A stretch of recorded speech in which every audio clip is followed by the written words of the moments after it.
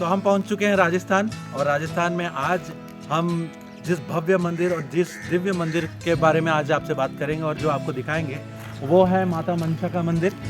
ये हम खड़े हैं प्रवेश द्वार पर, और यहाँ से हम चलेंगे ऊपर पहाड़ों पर, जहाँ पर ना टावर पकड़ता है न किसी भी प्रकार की कोई कनेक्टिविटी है। यहाँ पर सोशल डिटॉक्स करने का एक सबसे ज़बरदस्त तरीका है। यहाँ पर आप आइए और सिर्फ माता के ध्यान में खो जाइए। इन पहाड़ों में बस ये माता मनसा, और माता मनसा का मंदिर ये एक दिव्य और ऐसी अनुभूति आपको देने वाला है जिससे कि आप ये महसूस कर पाएंगे कि कोई ऐसी शक्ति है जो हमेशा हमारे साथ रहती है। और माता मनसा के मंदिर में आकर के हर किसी की हर कोई कामना, हर कोई मनसा जो है वो पूरी होती है, ऐसा मानते हैं। ये जो पहाड़ों के बीच में ये दिव्य मंदिर बनाया गया है, ऐसा यहाँ के गाँव वाले भी कहते हैं कि यहाँ पर माता ने खुद दर्शन दिए थे और खुद यहाँ पर प्राकृतिक रूप में एक अंगूठे के समान यहाँ पर उपस्थित है। और आज हम इस दिव्य मंदिर का यहाँ पर दर्शन करेंगे। और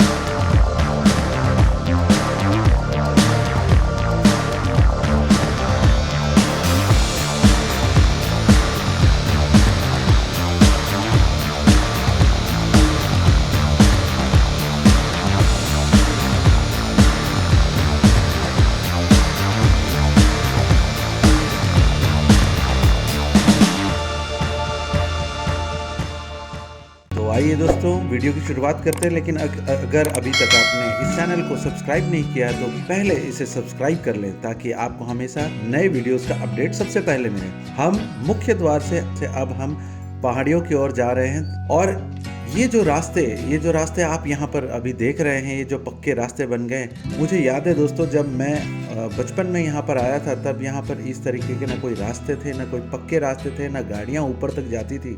ये 5 किलोमीटर की चढ़ाई ये पहाड़ों के बीच से पैदल या तो ऊंट गाड़ी के ऊपर ही लोग तय किया करते थे। लेकिन आज इस प्रकार की सुविधा है। कुछ लोग यहाँ पर आसपास रहते हैं। यहाँ लगभग 1 से 1.5 किलोमीटर जो हम अंदर आए हैं, यहाँ पर आसपास में गांव भी हैं और एक बहुत बड़ी गौशाला भी है, जिसका अगले वीडियो में हम आपको डिटेल में बताएंगे।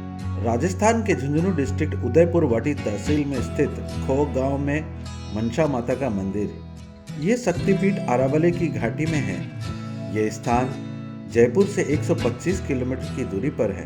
बारिश के दिनों में ये गांव प्राकृतिक सौंदर्य का गढ़ हो जाता है। मनसा देवी का मंदिर जीवन के तामझाम व कोलाहल से दूर प्राकृतिक माँ की गोद में खो से लगभग 5 किलोमीटर दूरी पश्चिम दिशा में पर्वत श्रृंखलाओं की गोद में विराजमान है। नवरात्रों में मां के दरबार में हजारों की तादाद में श्रद्धालु आते हैं। यहाँ लोग माता से अपनी मनोकामना को पूरा करने के लिए आशीर्वाद लेते हैं। इन दुर्गम पहाड़ियों के बीच में कई जंगली जानवर और प्राकृतिक सौंदर्य के बीच से ये जो रास्ता बना है, इस रास्ते में चलते हुए आपको हजारों की मात्रा में ये बंदर और हजारों की मात्रा में मोर देखने को मिले। दोस्तों, इतना भीषण जंगल होते हुए भी आज तक किसी भी भक्त के साथ किसी अप्रिय घटना का घटित नहीं होना माता का चमत्कार ही है। जब आप ऊपर की ओर जा रहे होते हैं तो ठंड बढ़ते जाती है और हर तरीके की चिंता से आप मुक्त होते जाते हैं। कुछ ही समय में हम माता के भवन में पहुंचने वाले हैं। यहाँ पर भवन के अंदर जब आप घुसते हैं तो 2 रास्ते हैं। एक का निर्माण हो रहा है और एक पूरी तरीके से पक्का रास्ता बन चुका है। एक सीधा, जिसमें चल करके आप सीधे मंदिर के अंदर जा सकते हैं, और दूसरा नीचे से, अगर गाड़ी से आप आ रहे हैं तो नीचे आप आंगन में उतर सकते हैं।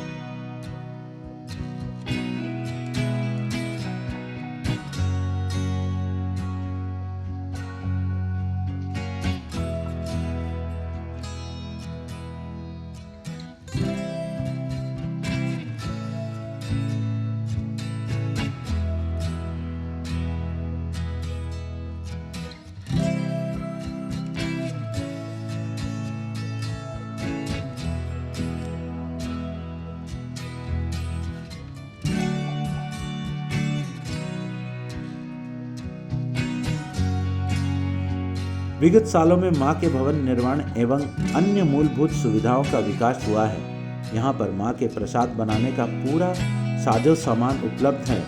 लोग अपनी मांगी मुराद पूरी होने पर यहाँ आकर सवा मणि दाल चूरमा का भोग लगाते हैं। तो इस प्रांगण में पहुंचने के बाद सबसे पहले चलिए फ्रेंड्स यहाँ का कार्यभार संभालने वाले लोगों से मिलते हैं और सबसे पहले कार्यालय में चलते हैं और वहाँ कमरे का व्यवस्था के लिए पूछताछ की जाए।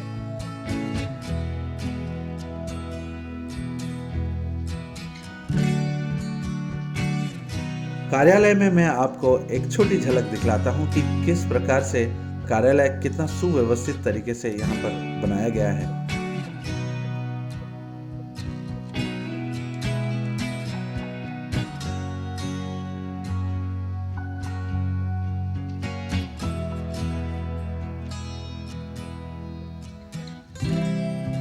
तो आप ये देख रहे हैं पीछे वाला रास्ता, एक रास्ता वहां ऊपर गया है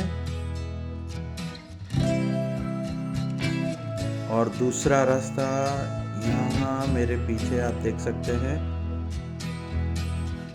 ये सीढ़ियों से भी हम जा सकते हैं और पहला रास्ता वो जो चल करके आपको जाना होगा, दोनों ही दरबार तक पहुंचेंगे। ये रास्ता अभी बन रहा है और ये सीढ़ियाँ, पक्की सीढ़ियाँ यहाँ पर तैयार हैं जहाँ से डायरेक्ट आप ऊपर जा सकते हैं।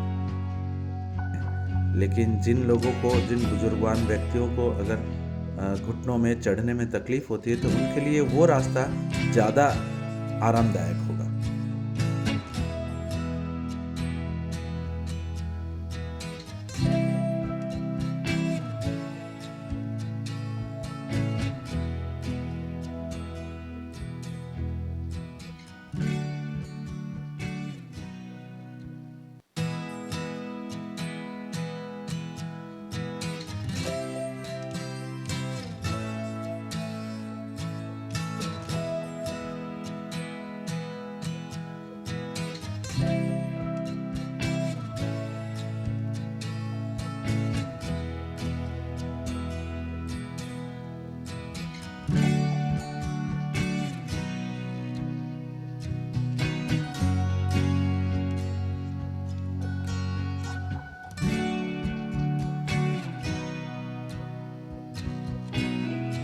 पहाड़ों को शामिल करते हुए मंदिर गर्भगृह बना हुआ है जिसमें माता का निवास है।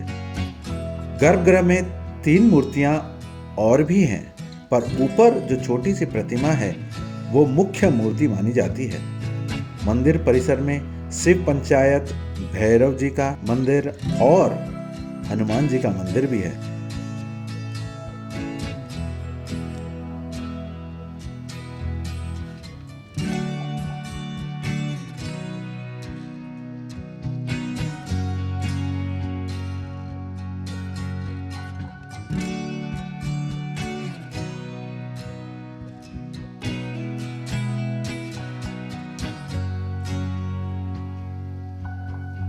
जैसे ही आप ऊपर चढ़ते हैं तो सबसे पहले आपको दुनिया के प्रथम गुरु महादेव शिव शंभू का मंदिर मिलता है और ये यहाँ पर अकेले नहीं, अपने पूरे परिवार के साथ यहाँ पर विराजमान है, जिसे शिव पंचायतन कहते हैं।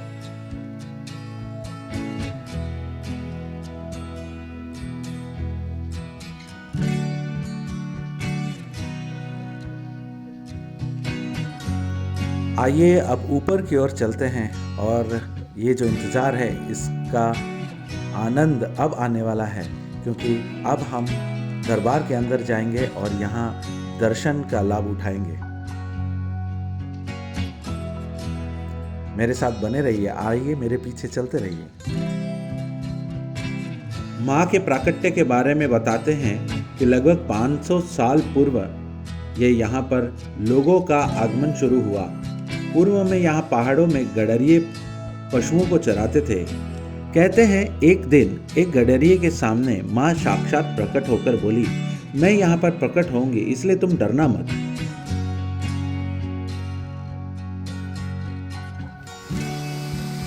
भीषण गर्जना के साथ पहाड़ों को चीरकर माँ का स्वरूप निकलने लगा।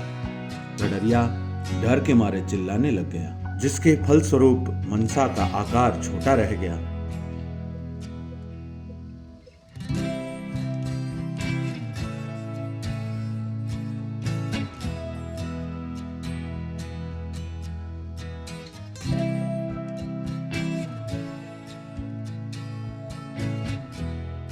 यहाँ पर हमने पूजा प्रार्थना और ज्योत भी ली और सब परिवार हमने दर्शन किए।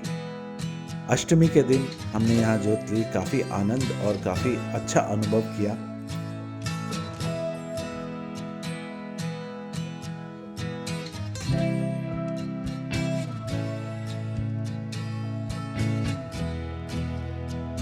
पहले यहाँ गर्भगृह के अंदर एक ग्रिल लगा हुआ था जिसमें कि कम लोग ही जा पाते थे। एक साथ बहुत ज़्यादा लोग अगर आ जाते थे तो उन्हें इस भवन में रहना पड़ता था, लेकिन अब वो ग्रिल हटा दी गई है और ये पूरा भवन जो है आप हर एक व्यक्ति खड़े होकर के बिना भीड़ के, जितनी ज़्यादा संख्या में भक्तगण आए वो सारे खड़े होकर के माता का दर्शन, आरती, पूजा का लाभ उठा सकते हैं।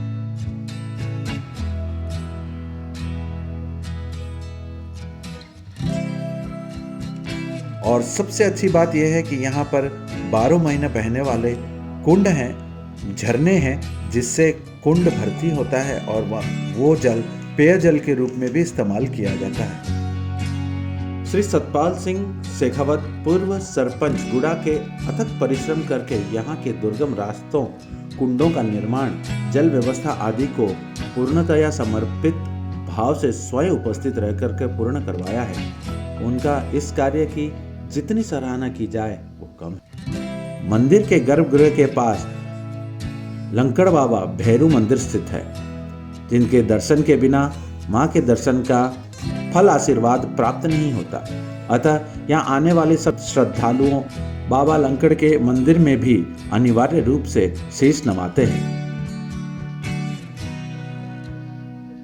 ये पूरा वीडियो देखने के लिए आप लोगों का बहुत बहुत धन्यवाद और आप पर और आपके पूरे परिवार पर माता के आशीर्वाद और कृपा हमेशा बनी रहे।